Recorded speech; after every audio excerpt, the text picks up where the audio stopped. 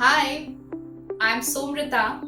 I'm an author, coach, trainer, a YouTuber, young mother, and my life's purpose is to strive for happiness of self and others. Today, in this video, I'll talk about parenting through a story in mythology.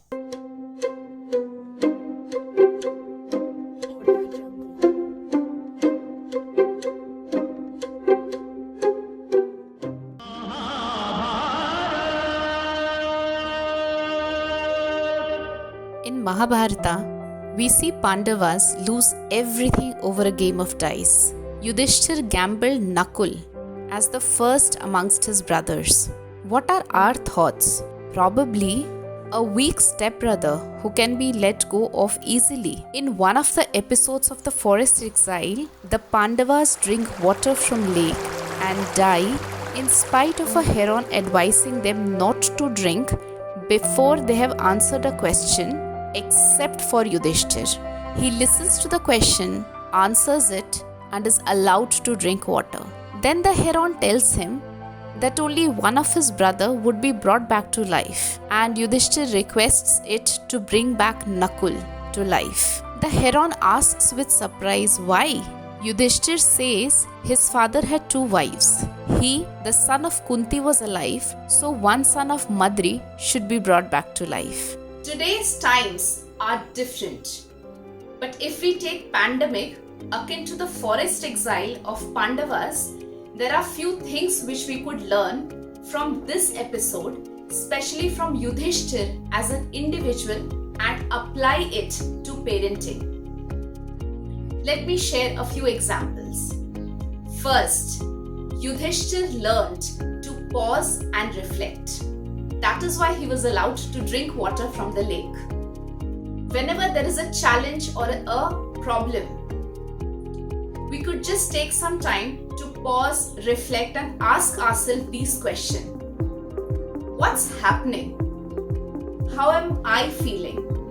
How is my child feeling? What are the options that are available?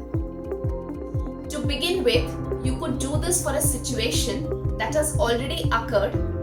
It might help you understand your triggers. For example, one of my trigger is I don't enjoy writing activity with my son. So I let him do more of what he likes, for example, numbers, and something that he doesn't like sight words, is maybe through games or something else. A lot of times I ask my husband to pitch in because my son loves to write with his father. Second, Yudhishthir followed his dharma, and that is why he asked the heron to save Nakul. What is our dharma as parents? People view dharma as maybe a path of righteousness, a way of life. Some people say it's something that should be done. So few thoughts about our dharma as parents. First, observe what is going on instead of jumping into the situation and solving it for your child. For example, my son, he's very energetic, he keeps falling down. I don't go and pick him up immediately when he falls or make a fuss about it. So recently what's been happening, he gets up, he dusts himself and starts playing again. Of course, it affects me as a parent, and I'm also afraid what if he gets hurt really bad. But I have not let this fear stop me from letting him play or falling down.